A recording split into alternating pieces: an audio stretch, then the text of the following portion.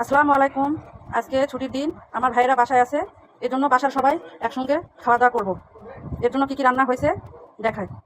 প্রথমে ডাল, সবজি, শুটকি ভর্তা, মচমচে আলু ভাজা, বরবটি ভর্তা, চিকেন ভুনে, কলমি শাক ভাজি, মাছ ফ্রাই আর চপ।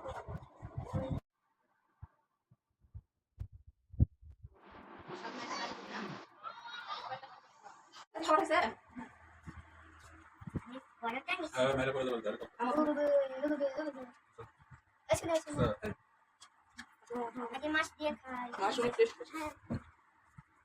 গরম গরম এখানে ভাজলাম।